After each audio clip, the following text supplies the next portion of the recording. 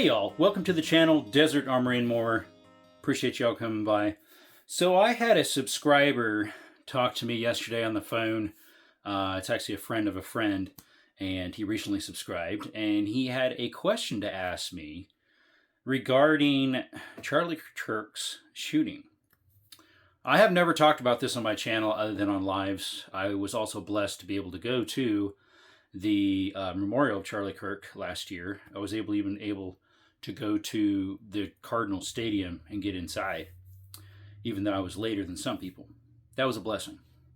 Anyways, the question was asked, and I think he mentioned, the subscriber, that Candice Owens brought it up, about a 30-06 round, if it was hand-loaded, could that have been used on Charlie Kirk?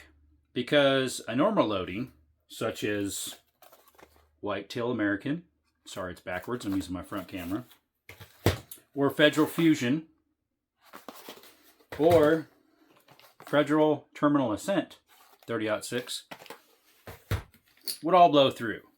That's the Fusion. This is the Federal Terminal Ascent right here. And this other one right here is the American Whitetail. They would, anything as big as someone's neck, up to an elk, a bear. Actually, this one is specifically made for bear. This one right here, the Terminal Ascent. The others would work too. Would blow on through. No problem. So to say it's a 30-06, if it's a full power load, it's going to go right on through. Unfortunately, a person's neck is not going to stop. So the question was asked by my subscriber, if someone hand-loaded a 30-06 and made it less power, would that be an option? Would it be valid where it wouldn't be enough power to go through tissue? You know, a neck, in other words. And I thought, well, you know what? Maybe I'll try and see if I can make that happen myself. You know, I do reloading. I've got the projectiles. I've got a few of them here. I got some Spear Grand Slams. I've got some TMJs, which are like tumble on impact. And then I've got some Match King 30 calibers. And I even have some other stuff here that's 30-06, like a soft point, which is pretty much like the Whitetail American. So I thought, well, maybe I can load something soft myself and see if I can make them like a subsonic round, which one of my other subscribers was playing around with subsonics in that regard. But yeah, I thought maybe I'd try this out. I do not have any ballistic dummies or ballistic busts or heads or whatever, like all those other people get from those very nice sites that give it to them for free, it seems like. So, hey, ballistics labs or ballistics dummies, whatever, it'd be nice if you could help support the channel and send us some. That'd be great. But anyways, so I'm thinking I might use what a lot of people use is a whole bunch of wet magazines, like Tauf Fledermaus from California. Shout out to Tauf Fledermaus, by the way. Awesome channel. Check them out. Tauf Fledermaus. Anyways, so I thought maybe I could use that, but I don't have any of those either. So locally, I'm asking some people if they have some Granger magazines, catalogs, or other type of catalogs, or even like old phone books, which are like obsolete, obviously, in our area this time in day and age. So anyways, we're going to see about doing a test like that. We'll see how it goes.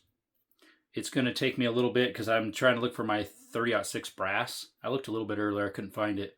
So I might have to shoot a few of these because I know I have some 30-06 brass somewhere. Definitely a lot of 270 because I was sighting in something. But I should have some 30-06 around. If not, I'll shoot some of these for the channel and get some empty shells, and we'll do some subsonic rounds to see if something like that would be feasible, if it wouldn't go straight on through with the lower power being hand-loaded to maybe half the power possibly. I want to see what's the lowest I can go without putting a squib in the barrel. Of course, we don't want to do that because I have a really nice Remington 700. It's from early 70s, nice wood stock. It's got a jeweled bolt. I don't want to mess it up. Currently, the scope is not on that. It's on the 270. That's a 700 as well, made in the late 60s. Anyways, hopefully we can figure something out for the channel in that respect. Not sure how soon that'll be because I have to do some loading. I got to do find some empty shells, make sure I'm using the right powder, and I want to do a little more research to see the shells they found that were full shells. If there's a way I can search to see what grain of projectile those were, so I can kind of get an idea what grain of projectile I'm using, so I can know what loading to at least be safe, where I'm not getting a squib in the barrel. Anyways, let me know what you think in the channel, in the comments of the channel here. And shout out to Taft Fledermaus and the other subscribers that gave me the suggestion. Taft Fledermaus did not give me the suggestion, but I'm just saying he's an awesome channel out of California. Check him out. And hey, hopefully we can figure something out. I normally do not get this involved in stuff, this type of stuff. So we'll give it a try, I guess, and we'll see if it's going to work. Appreciate you all. Remember, don't forget to like and subscribe to the channel. And remember, we do have merch, hats, stickers, t-shirts, placemats, mugs, tumblers, all sorts of cool stuff. I'll put a link in the description below for our merch as well. Appreciate you all, especially the members. Have a blessed day. Till next time, folks.